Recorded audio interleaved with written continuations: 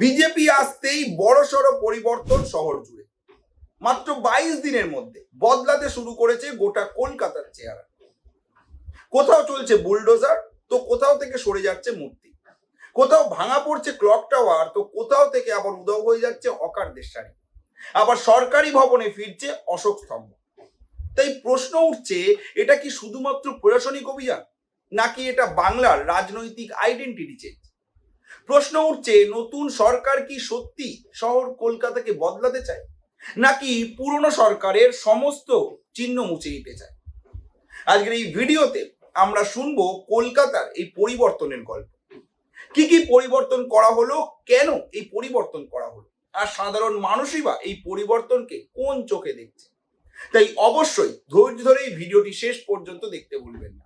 চলুন শুরু করা যাক। প্রথমেই আপনাদের জানাবো, দেখুন, রাজ্যে সরকার পরিবর্তনের পর সাধারণত কিছু কিছু প্রশাসনিক বদল দেখা যায়, কিন্তু এবার যেটা হচ্ছে সেটা শুধুমাত্র প্রশাসনিক রদবদল নয়, বরং শহরে ভিজুয়াল আইডেন্টিটিটাই বদলে যাচ্ছে। শুভেন্দু অধিকারী মুখ্যমন্ত্রীর কুর্সিতে বসার পর থেকে একটার পর একটা অভিযান শুরু হয়েছে। প্রথমেই টার্গেট করা হয়েছে বেআইনি নির্মাণকে, আর তার সাথেই শুরু হয়েছে জিরো টলারেন্স নীতি। মানে যেগুলো বেআইনি সেগুলো আর থাকবে না কলকাতার বুকে।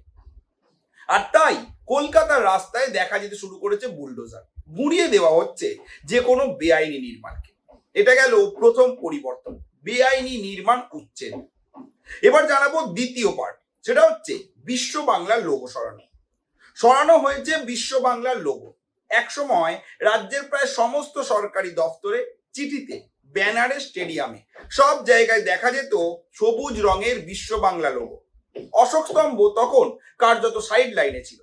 বিরোধীরা দীর্ঘদিন ধরেই অভিযোগ করতো যে সরকারি পরিচয়ের জায়গায় রাজনৈতিক ব্র্যান্ডিং করা হয়েছে। আর এবার সরকার বদলাতে সেই বিশ্ব বাংলা লোগো একে একে সরতে শুরু করেছে। সবচেয়ে বড় উদাহরণ যুব ভারতী ক্রীড়াঙ্গন। স্টেডিয়ামের গায়ে থাকা বিশাল বিশ্ব বাংলা লোগো খুলে ফেলা হচ্ছে, তার জায়গায় বসছে নতুন গোলাকার প্রতীক।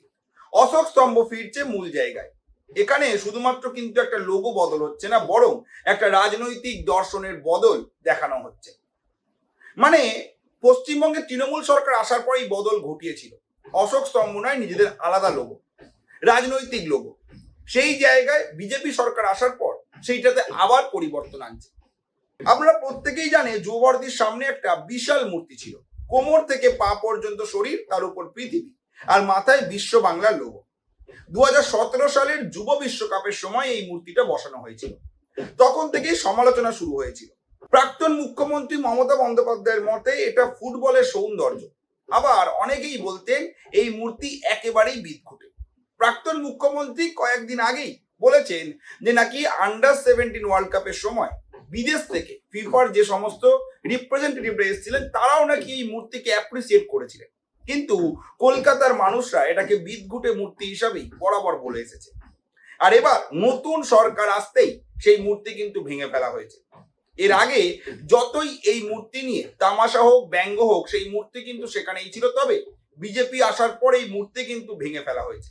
আর এই ঘটনাটা খুবই গুরুত্বপূর্ণ, কারণ এটা শুধুমাত্র একটা মূর্তি সরানো নয়, বরং আগের সরকারের ছাপ মুছে ফেলার চেষ্টা, এমনটাই বলছেন রাজনৈতিক বিশ্লেষকরা।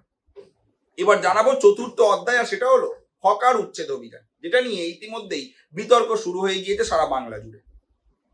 হাওড়া ও শিয়ালদা স্টেশন, যেখানে একসময় হাঁটার জায়গা পাওয়া যেত না, সেই প্ল্যাটফর্ম এখন প্রায় ফাঁকা। বছরের পর বছর ধরে সেই জায়গা ছিল হকারদের দখলে। চায়ের দোকান কোথাও, কোথাও বা জামা কাপড়ের দোকান, কোথাও বা খাবারের দোকান, কোথাও বা প্লাস্টিকের সামগ্রী একেবারে ছেয়ে থাকতো। সব সময় একটা অভিযোগ শোনা যেত যে হাঁটার জায়গা নেই, ভিড় বাড়লে লোক খুব কষ্ট করে যাতায়াত করতো। যেখানে ছিল সব মিলিয়ে একেবারে অনিয়ন্ত্রিত একটা বাজার। কিন্তু এখন বুলডোজার চলছে, এক রাতেই উধাও শত শত দোকান। শিয়ালদহ প্ল্যাটফর্ম পরিষ্কার, হাওড়া প্ল্যাটফর্মে খোলা জায়গা দেখা যাচ্ছে। অনেক যাত্রী বলছেন অবশেষে হাঁটার জায়গা পাওয়া যাচ্ছে। আবার অন্যদিকে হকারদের অভিযোগ কোনো পুনর্বাসন ছাড়াই উঠছে, অর্থাৎ শহর পরিষ্কার হচ্ছে ঠিকই, কিন্তু মানবিক মূল্য নিয়েও প্রশ্ন উঠছে। যেমনটা বললাম যে একটা কিন্তু বিতর্ক চলছে যে এদেরকে তুলে দেওয়া কি ঠিক হচ্ছে কোনো রকম নতুন পুনর্বাসন না দিয়েই। আবার অন্যদিকে প্রশ্নটা যেটা হলো, এতদিন ধরে মানুষ এত অভিযোগ করে এসছে, সেটাকে তো সরিয়ে দেওয়া হচ্ছে, তারপরেও কেন বিতর্ক হচ্ছে? এই নিয়ে ধন্দে রয়েছে, তবে কিন্তু হকার উচ্ছেদ অভিযান চলছে। এবার চলে আসবো পঞ্চম পার্টে, সেটা হচ্ছে চিনার পার্ক থেকে গড়িয়া এই অংশেও চলছে বুলডোজার। শুধুমাত্র স্টেশন নয়, রাস্তা দখল করে রয়েছে এমন দোকানও ভেঙে দেওয়া হয়েছে যাতে পথচারীরা ফুটপাত ব্যবহার করতে পারেন। ফুটপাত যেন কোনো দোকান দেওয়ার জায়গা না হয়ে যায়। সেখানেও কিন্তু একই বিতর্ক উঠছে যে ওই সমস্ত দোকানগুলোকে পুনর্বাসন না দিয়ে তাদেরকে উচ্ছেদ করা কি ঠিক হচ্ছে? যদিও বিতর্ক চলছে, তবে সরকার কিন্তু উচ্ছেদ করছে এই সমস্ত দোকানদারদের। এবার সবচেয়ে বিতর্কিত ঘটনাগুলোর মধ্যে আরো একটি, গড়িয়া শ্মশানের সামনে থাকা নগ্ন শিশুদের মূর্তি ভাঙা। বহু বছর ধরেই এই মূর্তিগুলো নিয়ে বিতর্ক চলছিল। কেউ কেউ বলতেন আশালীন, কেউ কেউ বলতেন শিল্প। কিন্তু নতুন সরকার সোজা সিদ্ধান্ত নেয় মূর্তি থাকবে না। এখানে সরকারের যুক্তি, জনসমক্ষে এই ধরনের ভাস্কর্য গ্রহণযোগ্য নয়। আর এখানেও আবার সামনে আসে আগের সরকারের নাম, কারণ ওই প্রকল্পের ফলকে লেখা ছিল মমতা বন্দ্যোপাধ্যায়ের অনুপ্রেরণায়। অর্থাৎ এবার শুধু নির্মাণ নয়, প্রতীককেও টার্গেট করা হচ্ছে। রয়েছে ষষ্ঠ অধ্যায়, সেটা হচ্ছে গড়িয়ার ক্লক টাওয়ার ভাঙা। 56 ফুট উঁচু একটা কাঠামো বছরের পর বছর ধরে দাঁড়িয়েছিল। অভিযোগ ছিল এটা বেআইনি, কিন্তু হাইকোর্টও ভাঙার নির্দেশ দিয়েছিল, কিন্তু কার্যকর হয়নি কোনোটাই।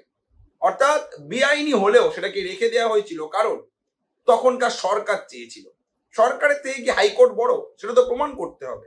যারা ক্ষমতায় আছে ক্ষমতা দেখাতে হবে না?